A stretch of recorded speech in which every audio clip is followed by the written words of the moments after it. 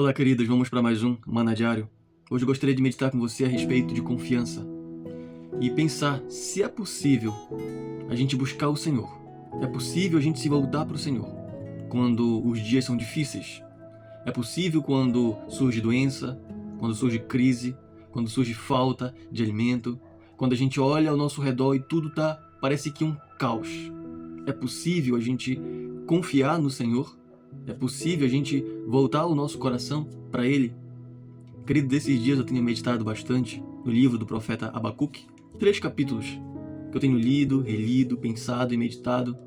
E eu lembro muito bem que antes de eu conhecer o Senhor de verdade, eu tinha a percepção de que Deus nunca que permitia as coisas ruins nas nossas vidas.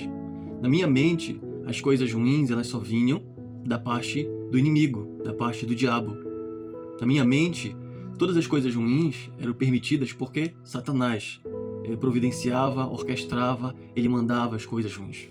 Só que quando eu conheci o Evangelho de Deus, eu conheci o Deus poderoso, eu percebi que Satanás ele é simplesmente um cachorrinho nas mãos do Deus eterno. Que Satanás só vai até onde Deus permite, até onde Deus autoriza. Que todas as coisas que acontecem nesse mundo, até as coisas ruins diante dos nossos olhos, só acontece com a permissão de Deus. E eu quero que você veja comigo, por meio da vida de Abacuque, que é possível sim a gente confiar em Deus. É possível a gente depositar nossa confiança nele nos momentos difíceis, e foi isso que Abacuque ele fez. Abacuque começou um diálogo com Deus meio que duvidoso, questionando o que estava acontecendo ao seu redor. Perceba comigo, por exemplo, o capítulo 1, os primeiros versos somente do livro de Abacuque. A partir do verso 2, Abacuque começa questionando e dizendo o seguinte: Senhor, até quando clamarei pedindo ajuda e tu não me ouvirás? Até quando gritarei violência e tu não nos salvarás? Ele começa a questionar e perguntar: Senhor, até quando? Eu estou clamando ajuda e nada acontece. Eu estou dizendo que tem violência e parece que nada acontece. E ele começa a questionar. E Deus, ele responde a Abacuque. Deus responde o questionamento de Abacuque.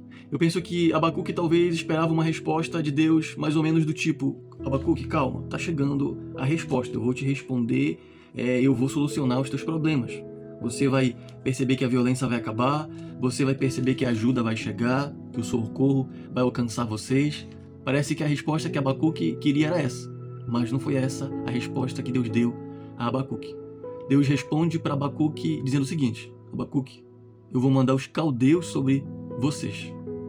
Quem eram os caldeus? Os caldeus eram os babilônios, que iam dominar e escravizar Israel por 70 anos. No caso aqui, especificamente Judá. E é dessa forma que Deus responde a Abacuque, dizendo: Abacuque, as coisas vão piorar ainda, infelizmente. As coisas vão ficar piores. Eu vou mandar agora os caldeus. E eles são maus, eles são terríveis, eles são impiedosos. A força deles é o Deus deles.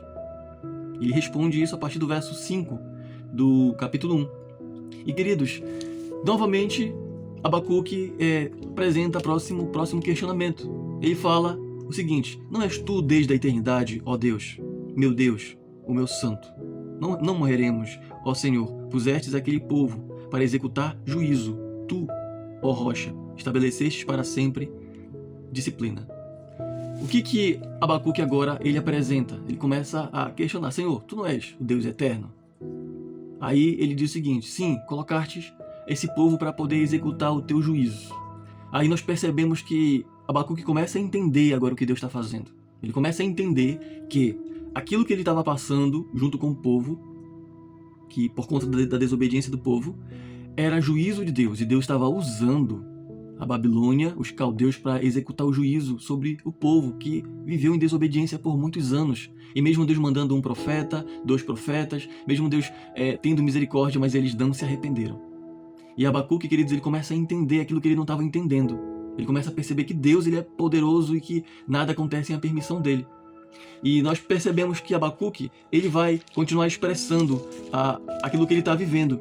No capítulo 3, do verso 17, nós percebemos que Abacuque vai dizer o seguinte: ainda que a figueira não floresça, nem haja fruto na videira, Ainda que a colheita da oliveira decepcione e os campos não produzam alimento, ainda que as ovelhas desapareçam do aprisco e nos currais não haja mais gado.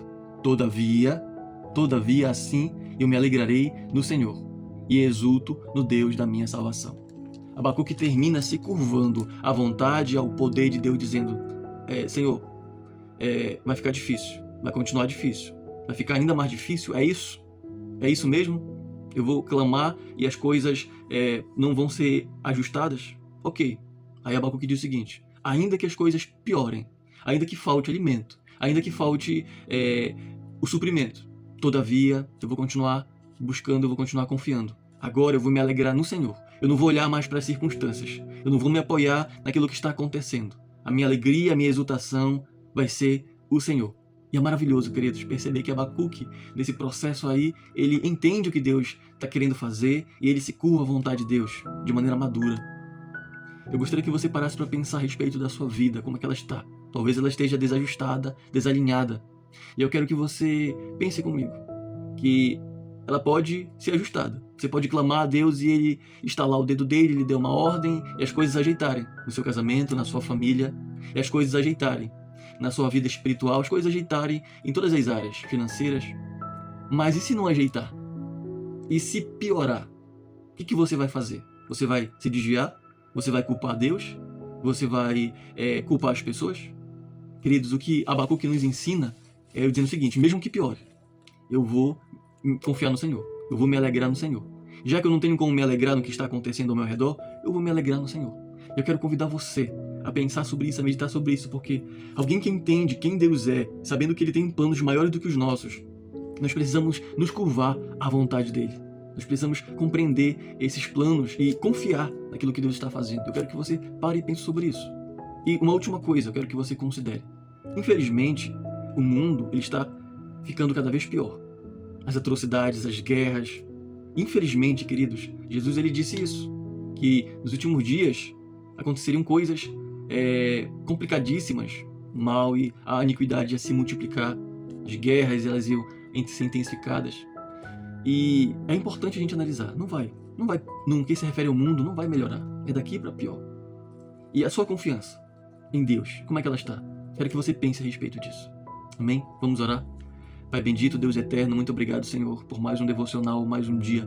Pedimos em nome de Jesus que o Senhor nos ajude a confiar em Ti nas situações mais difíceis.